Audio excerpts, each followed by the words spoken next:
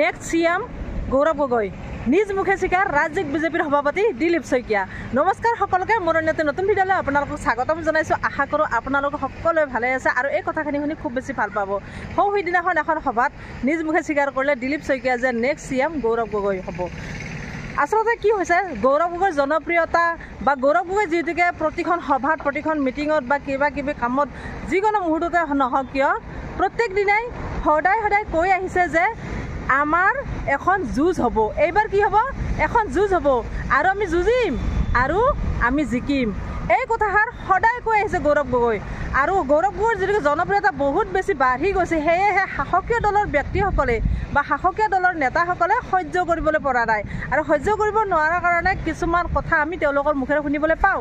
সেইদিনাখন এখন সভাত মানে বিজেপিৰ এখন সভাত দিলীপ শইকীয়াই নিজ মুখে কিছুমান কথা ক'লে, মানে ভাষণ দিছে কিছুমান কথাৰ ওপৰত বা গৌৰৱ গগৈৰ ওপৰত। তেখেতে কৈছে যে আমাৰ এই পেজবিলাক যে মুখ্যমন্ত্ৰীৰ পেজটো দুবাৰ আপোনালোকে শ্বেয়াৰ কৰিবচোন, বা প্ৰধানমন্ত্ৰী পেজটো নৰেন্দ্ৰ মোদীৰ পেজটো দুবাৰ আপোনালোকে শ্বেয়াৰ কৰিব। আৰু যদি আপোনালোকে আমাক ভাল পায়, মোক ভাল পায়, তেনেহ'লে মোৰ পেজটো শ্বেয়াৰ কৰিব। আমাৰ বিজেপিৰ এই পেজটো আপোনালোকে দুবাৰকৈ শ্বেয়াৰ কৰিব আৰু যিমান পাৰে সিমান নমস্কাৰ চিন দি যাব, নমস্কাৰ চিন দিব। নমস্কাৰ চিনটোৱে বহুত ভাল বুজায়। গৌৰৱ গগৈৰ পেজটো দেখিছেনে আপোনালোকে? গৌৰৱ গগৈৰ পেজত একোৱেই নাই, নমস্কাৰ চিনে নাই। গৌৰৱ গগৈৰ পেজত খালি মানুহখিনি এটা কথাই কৈ থাকে, next CM Gaurav Gogoi, next CM Gaurav Gogoi. তেখেতে কি বুজাইছে আচলতে? এনেকৈ মানে অলপ ইটিকিং টাইপত ক'ব বিচাৰিছিল সেইদিনাখন মিটিংখনত বা কৈছে দিলীপ শইকীয়াই। আচলতে মই এইখিনিতে এটা কথা কওঁ, নেক্সট CM গৌৰৱ গগৈ বুলি যে কয় গৌৰৱ গগৈৰ পেজত, জনসাধাৰণে কৈছে। আচলতে কি গৌৰৱ গগৈ CM হিচাপে বিচাৰিছে জনসাধাৰণে বা সাধাৰণ নেতা সাধাৰণ জনতাই বিচাৰিছে গৌৰৱ গগৈক মুখ্যমন্ত্ৰীৰ ৰূপত, আৰু সেয়েহে তেখেতসকলে সকলোৱে লিখে যে নেক্সট CM গৌৰৱ গগৈ। কিন্তু আপোনালোকে নমস্কাৰ চিন খুজি লৈছে। গৌৰৱ গগৈ নমস্কাৰ চিনটো খোজা বাদেই দিয়ক, CM মই হ'ম বুলিও তেওঁ মুখেৰে কোৱা নাই বা মোক CM পাতক আপোনালোকে কমেণ্টত দিয়ক, তেনেকৈ গৌৰৱ গগৈ ক'বলৈ যোৱা নাই। কিন্তু আজি আপুনি সভাই মিটিঙে আপুনি কৈ ফুৰে যে নমস্কাৰ চিন দিব আমাৰ পেজবিলাকত, যিমান পাৰে সিমান নমস্কাৰ চিন দিয়ক আৰু যিমান পাৰে সিমান পেজটো শ্বেয়াৰ কৰক, দুটাকৈ শ্বেয়াৰ কৰক, মুখ্যমন্ত্ৰীৰো কৰক প্ৰধানমন্ত্ৰীৰো কৰক, আৰু আপোনালোকে ভাল পায় যদি মোৰটোও কৰিব। তো কেনেধৰণৰ কথা কৈছে? আৰু গৌৰৱ গগৈক মানুহে বোলে নমস্কাৰ চিন নিদিয়ে, খালি নেক্সট CM গৌৰৱ গগৈ। নমস্কাৰ চিনটো কি বুজাইহে হয়, মই আজি সভাপতি দিলীপ শইকীয়া ডাঙৰীয়াকেও কৈছোঁ, বেয়া নাপাব, আপুনি যে ক'লে নমস্কাৰ চিনটো দিব লাগে, গৌৰৱ গগৈ তাত নমস্কাৰ চিন নাহে গৌৰৱ গগৈৰ পেজত। আচলতে কি জানেনে, নমস্কাৰ চিনটোৱে সময় সাপেক্ষে প্ৰতিটো কথাতে মিনিংবিলাক বেলেগ বেলেগ হৈ যায়। নমস্কাৰ চিনটো বহু ধৰণৰ অৰ্থ বুজায়। কিন্তু এই যে মানুহে লিখিছে যে নেক্সট CM গৌৰৱ গগৈ, এইটো একদম অন্তৰৰ পৰা লিখিছে, আপোনাৰ নিচিনা গৌৰৱ গগৈ খোজা নাই, অন্তৰৰ পৰা লিখিছে। এটা কথাই লিখিছে, অসমৰ ৰাইজে বিচাৰিছে যে নেক্সট CMটো গৌৰৱ গগৈ হওক, আৰু সেয়েহে লিখিছে নেক্সট CM গৌৰৱ গগৈ। নমস্কাৰ চিন নিদিলেও বুজি পাইছে, বা সেইখিনি কথা নিলিখে যদি নমস্কাৰ চিন দিলে হয়, কিন্তু মানুহে বুজি নাপালে নমস্কাৰ চিনটো কি উদ্দেশ্যত দিলে। কিন্তু CM হওক বুলি যে বিচাৰিছে, CM হিচাপে যে বিচাৰিছে অসমৰ জনসাধাৰণে, অসমৰ জনতাই, এই কথাটো প্ৰমাণ হৈছে যে নেক্সট CM গৌৰৱ গগৈ। আৰু এই বাক্যটো হয়তো গৌৰৱ গগৈৰ পেজটো আপোনালোকে চাই কাৰণে কৈছে, এই বাক্যটো আপোনালোকে সহ্য কৰিব পৰা নাই যে নেক্সট CM গৌৰৱ গগৈ কৈছে, কিয় ক'ব? গতিকে আপোনালোকে আমাৰ পেজবিলাকত নমস্কাৰ চিন দি যাওক। এইটো কেনেকুৱা ধৰণৰ কথা? বাৰু যি কি নহওক, গৌৰৱ গগৈৰ জনপ্ৰিয়তা বাঢ়ি গৈছে। আমি দেখিবলৈ পাইছোঁ নিউজে পত্ৰই, মানে কিছুমান বিজেপিৰ বহুত মানুহ আহি এতিয়া কংগ্ৰেছত যোগদান কৰি আছে। ভালো লাগি আছে, কংগ্ৰেছৰ জনপ্ৰিয়তা বাঢ়ি গৈছে। আৰু এটা কথা, সেইদিনাখন মই জয়ন্ত মল্ল বৰুৱাৰ মুখেৰে কিছুমান কথা শুনিলোঁ যে ৰাজপুত্ৰকহে হেনো অসমৰ ৰাইজে ভাল পাব ধৰিছে। জয়ন্ত মল্ল বৰুৱাই হওক বা মুখ্যমন্ত্ৰীয়ে বহুত কাম কৰি আছে অসমৰ ৰাইজৰ হকে, অসমৰ জনতাৰ হয়, মানে দিনে নিশাই বোলে কাম কৰিছে। আজি যদি নগাঁৱত, কালি হয়তো বাক্সাত, পৰহি হয়তো ধুবুৰীত, তেনেকুৱা ধৰণে মুখ্যমন্ত্ৰীও তেনেকৈ দিনে নিশাই কাম কৰি আছে প্ৰত্যেক দিনাই।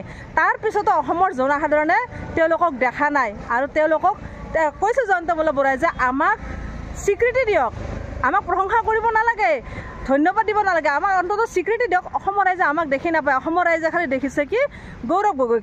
তেওঁৰ ঘৰৰ 3জনে বিদেশী, এজন স্বদেশী হ'লে কি হ'ব? আৰু সেই বিদেশী ব্যক্তিজনকে ইমানেই ভাল পাব ধৰিছে। গতিকে আমি দিনে নিশাই একাকাৰ কৰি কাম কৰি আছোঁ ৰাইজৰ, কিন্তু ৰাইজে আমাক ধন্যবাদ নিদিয়ে আমাক ধন্যবাদ দিব নালাগে অন্তত আমাক স্বীকৃতিটো দিয়ক আমি ৰাইজৰ হকে ইমান কাম কৰি আছোঁ কিন্তু গৌৰৱ গগৈ কি কাম কৰিছে আৰু সেই বিদেশী ব্যক্তিজনকে গৌৰৱ গগৈক সকলে মানে ধন্যবাদ দি আছে এইটো আৰু কেনেকুৱা আচলতে তেওঁক ধন্যবাদ দিয়াৰ কোনো যুক্তিয়ে নাই তেওঁ ৰাজপুত্ৰ কাম কৰিব নালাগে আমাৰ নিচিনা কাম কৰা ব্যক্তিকহে ধন্যবাদ দিব লাগে তেতিয়া সেইখিনি সময়তে এজন সাংবাদিকে কুৱেশ্যন কৰিছিল যে তেখেতে পাকিস্তানী প্ৰেমী বুলি কৈ থাকে তেনেহ'লে তেখেতে যদি সঁচাকৈ পাকিস্তান গৈছে বা পাকিস্তানী প্ৰেমিক তেনেহ'লে আপোনালোকে এৰেষ্ট নকৰে কিয় তেখেতক এই কথাৰ কুৱেশ্যনটো কৰাৰ কাৰণে সাংবাদিকজনক মই কিন্তু চেলুট জনাইছোঁ ভাল লাগিছে সাংবাদিকজনে ধুনীয়া এটা কুৱেশ্যন কৰিছে তেতিয়া জয়ন্ত মল্লবৰুৱাই এটা কথা ক'লে যে এতিয়া আমি কেনেকৈ তেখেতক এৰেষ্ট কৰিম কাৰণ তেখেতৰ পাব্লিচিটিটো বাঢ়ি গৈছে অসমৰ ৰাইজে ইমানে ভাল পাইছে তেখেতক আমি এৰেষ্ট কৰিব নোৱাৰোঁ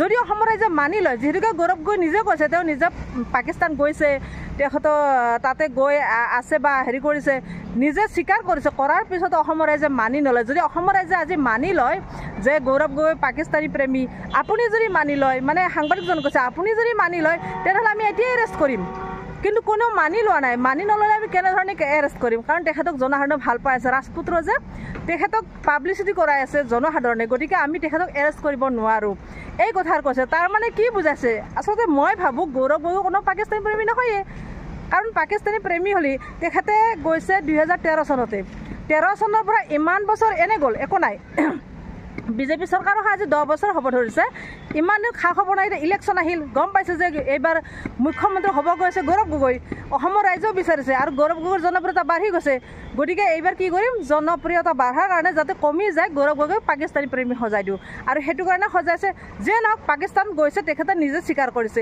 পাকিস্তানত আমি জানা মতে বোলে নৰেন্দ্ৰ মোদীও গৈছে যিমানখিনি শুনিছোঁ গতিকে যাব পাৰে কাৰোবাৰ কিবা কাম আছে যাব পাৰে কোনেও ক'ত নাযায় বিদেশত যায় মানুহে কিন্তু সেই বুলি প্ৰেমিক হৈ যাব নিজৰ জন্মভূমি পাহৰি যাব তেখেতৰ তেজ আছে অসমত তেখেতৰ মাতৃ পিতৃ অসমৰ গতিকে তেখেতে পাকিস্তানী প্ৰেমিক কেনেকৈ হ'ব আপুনি কওকচোন গতিকে তেখেতৰ বিৰুদ্ধে ইমানখিনি কথা কৈ মানুহৰ মনত বেয়া ভাৱ সোমাই লোৱাতকৈ তেখেতৰ সপক্ষে কথা ক'ব লাগে আৰু এই সাহসীয় দলখিনিৰ কথা কৈছোঁ সাহসীয় মানুহখিনিৰ কথা কৈছোঁ আচলতে গৌৰৱ গগৈৰ বিৰুদ্ধে যিমানে ক'ব আপোনালোকে সিমানে জনপ্ৰিয়তা বাঢ়ি যাব অসমৰ ৰাইজে গৌৰৱ গগৈক সিমানে আঁকোৱালি ল'ব গতিকে আপোনালোকে গৌৰৱ গগৈৰ বিৰুদ্ধে কথা কোৱাটো বাদ দিয়ক নিজৰ কামখিনি কৰি যাওক অসমৰ জনসাধাৰণৰ বহুত সমস্যা আছে অসমৰ বানপানী এইটো শেষ হোৱা নাই গুৱাহাটীৰ বানপানী চাওক কেনেকুৱা এজাক বৰষুণ দিবই নাপায় ৰাস্তা ঘাট পূৰা ডুবি যায় এইবিলাক সমস্যাৰ পিছত লাগক আপোনালোকে গৌৰৱ গগৈৰ পিছত লাগিব নালাগে এইখিনি কৈ আজি মই মোৰ ভিডিঅ'টো সামৰিছোঁ আজিলৈ বাই বাই